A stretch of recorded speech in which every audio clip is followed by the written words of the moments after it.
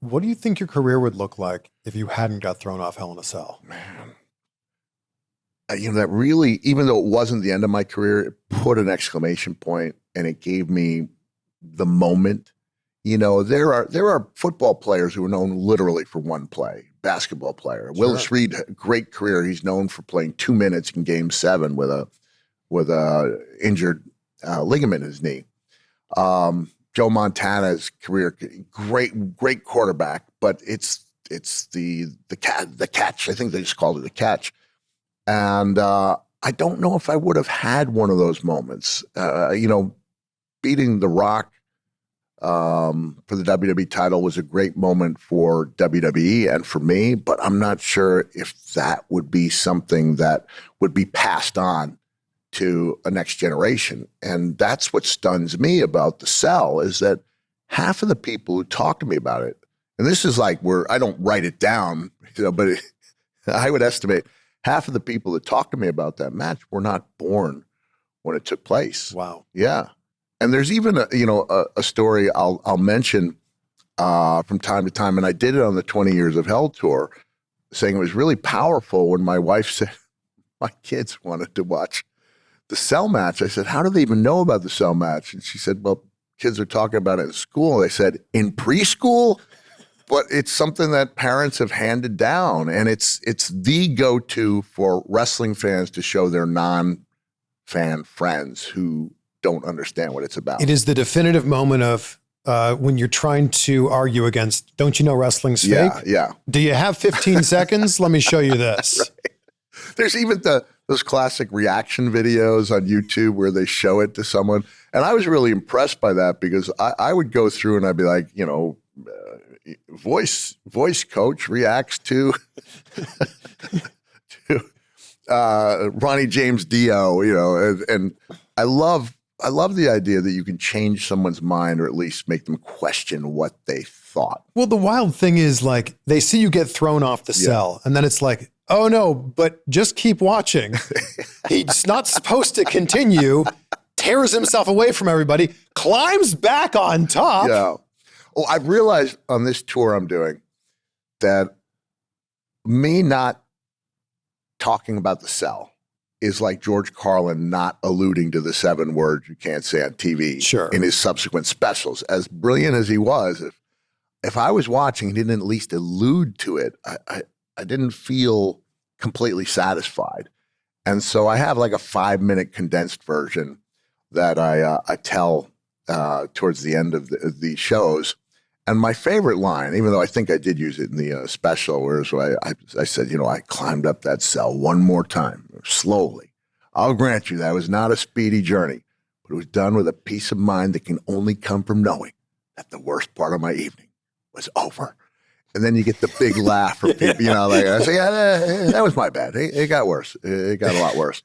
And it was that match just had so many surreal moments, like it just was really strange. Even something simple like, not simple, but when I hit the table and the table about imploded and spun my body so that, the lower half of me was sticking underneath the bicycle rack. We didn't have those cool, those cool barriers at the time. We just had the metal rack. Yeah. But just something like that where my feet and my half of my body sticking out into the audience, and then the EMTs who were not in on what we're going to do realize their gurney can't get around the structure. So somebody, and I don't think Undertaker knew, I don't think they yelled, hey, the cell's going to start raising up into the air.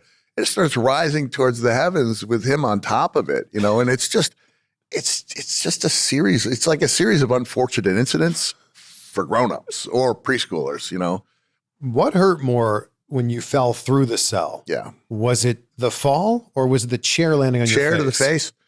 Yeah. I stopped kidding myself. I stopped wearing the bottom flipper because my feeling is I know it's not a good look. My son Huey broke it to me this way like 8 years ago. Dad, don't take this the wrong way. And first of all, no sentence ends well. That's right. Don't take this the wrong way, but you used to look kind of cool with your top teeth missing. Now you look like a crack addict. I said, son, I believe you were thinking of a meth addict, but point well taken. Thing, yeah. But my feeling is like, I know it's not a good look, but it's my look and I earned it. You know what I mean? So I don't mind at all. And plus, you know, Jay Lethal and Kurt Angle could attest for the fact that I would say it was more than an interrogation in Amsterdam, where apparently I was suspicious because these teeth, that one of them was knocked out, the other was knocked in and chipped in half, but they put the other tooth back in. Like when I got back from that match, it was in a glass of milk to keep it vital.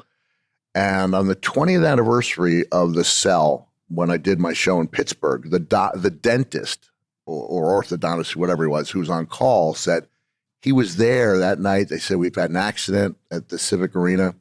And the first thing he asked me was, how long did they last? And he said, about 8 years. I was like, yeah. Then they started turning color. And you probably heard how people, you know, guys in our business will say, well, I would do it, but would my character? And so my version of that is, I don't mind having gray and blue gnarly teeth, but would Santa have gray and gnarly? No. And so I pulled one out with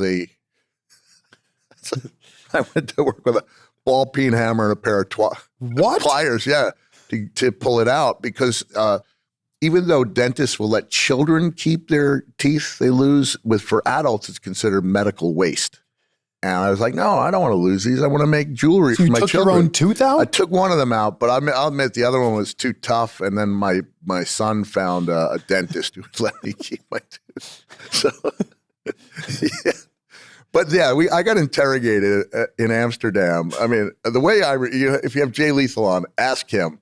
My memory is that guns were at the ready, and I finally was like, do you have a computer? And they said, yeah, they speak English.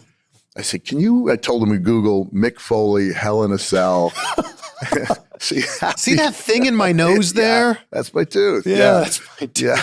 What a story. So you can tell, like, if this was 15 years ago, I probably would not want to talk about the Cell. You know, I had a love-hate relationship with it.